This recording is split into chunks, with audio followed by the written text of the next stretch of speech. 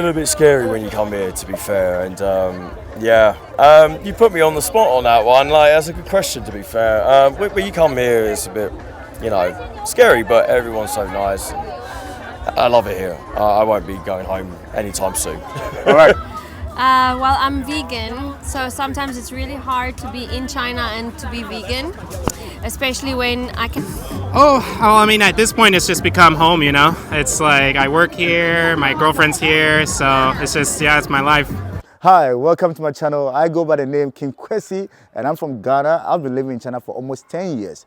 If you're looking for a channel on YouTube that will show the real-life experience of foreigners, expats, student life in China, street interview that is different from what you see in the Western media, then you're at the right place. Subscribe to this channel, like my videos, share, and let's grow the channel together. I know you love my channel. Subscribe. When I was in Beijing, I spoke to some foreigners to know some of the culture shocks they've experienced in China. So briefly introduce yourself, your name, and how long you've been in China. Sure. My name's Maria. I'm here already almost 5 years. I came in 2018. I was here for a whole COVID experience. My name's Ken. I've been in China for 10 years. 10 years? And where are you originally from? I'm from America. I'm from Colorado. Okay. My name is Mukete. I'm from South Africa, and I've been in China since the beginning of 2020. Beginning of 2020. My name is Julio. I'm from Canada, and I've been in China for about 2 years, but the first time I got here was back in 2015. My name is Katja. I'm from Finland, and I've been in China since 2005. Since 2005? That's how many years in total? It's like 18 years. And I've been in China for about 5 years, been in Beijing for about 6 months. It's been great. What are some of the culture shocks you receive in China? Well, I'm vegan, so sometimes it's really hard to be in China and to be vegan, especially when I cannot speak Chinese, even though I've been here that long. Sometimes, even if you explain you don't eat meat, the language barrier will always be there, so they don't always understand vegan means really nothing. So sometimes it's quite hard to find good vegan things, but luckily Grassroots is here. It's a vegan brand and they make really great stuff, so I'm really happy that they are here. There are small things like that that helps with the culture integration, or being here as a vegan from a different culture, different country really helps. So it's been good. Since they've been around, it's been really good. How's it like living in China for 10 years as an American? At this point, it's just become home, It's like I work here, my girlfriend's here, so it's just, it's my life. Coming to China, what are some of the culture shocks you had here? When I first came, quite a few. It was actually very different when I first came. It was a very different place. It was very relaxed, and I think a lot of people kind of miss that a little bit, but at the time, let's say, I don't know, man.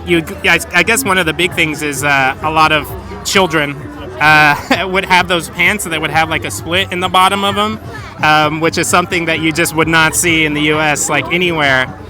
So it was really surprising seeing a bunch of children like that, It was super weird. A bit hard to remember now because it's been a few years. Well, the language, obviously, it's quite a shock. But some positive shocks were the security. It's very safe around here. And it's almost hard to give an answer because I've been here so long. I feel like I've kind of meshed into the culture. So it's hard to actually say anything that shocks me anymore. Maybe if you asked me 2 years ago, I'd have fresh content about what's shocking. But right now, not really. What is it like living in China for you?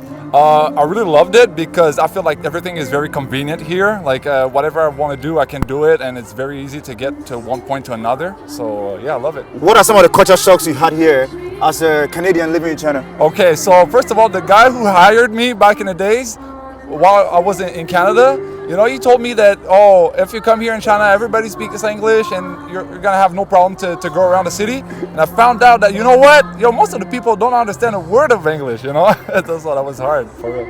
But yeah, apart from that, the food, I loved it already. I'm very tall, by the way. I'm 6'4", so everybody stares at me all the time, so that's it. Arriving.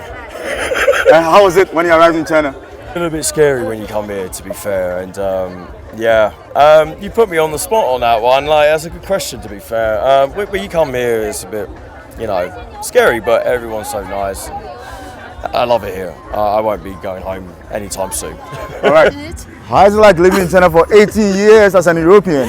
It has been actually very awesome all these years. Of course, very different when I came, but so far I think it's amazing. Of course, it sucks when we had this COVID thing. Everything was so different. But now, very happy that this is beginning to be like normal again. For me, of course, the first was language in the beginning, and not really. Sorry, I'm not really shocking. Of course, weather was then different, but not really shocking. People are very kind and very friendly, and everybody wants to help you. That was actually compared that if somebody sucks, then always that was the people. In China, you will not get paid at the end of the month.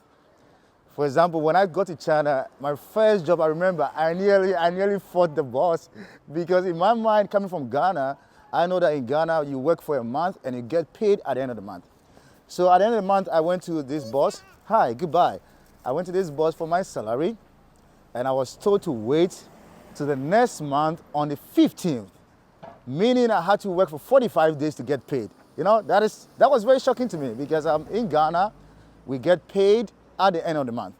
I've not been to other places like the US, Canada, so I don't know, but for my friends and what I've heard, they get paid every 2 weeks. They get paychecks every 2 weeks. But in China, it's totally different. The month, you still have to wait for another 10 days or 15 days. I know some companies in China, they pay on the 10th of every month, others pay on the 15th of every month. So when you start working in China or when you're coming to China, know that you're not getting paid or you're not getting your paycheck every 2 weeks or at the end of the month, but you shall receive your salary on the 15th or on the 10th of every month. So what is your message to the world?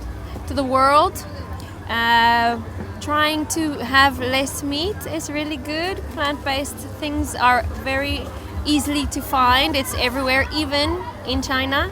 So I think it's a good choice to try as often. I don't know. Be kind to others. Do your best to, I guess, find a place where you can call home, that you can find your community and the people that you love, and people that love you back and treat you like a real person. To the world? Yeah. Yeah, come to China. It's really cool. All right. You know? What is your message to the world? I would say not be afraid of coming to China, because this is a country that needs to be known by more people, and not be like mistaken by what you hear on TV. You got to be here to understand what's the culture and what's the life here. And what is your YouTube channel? My YouTube channel is Giulio, Giulio Mazzella, Mazzella, random stuff. All right.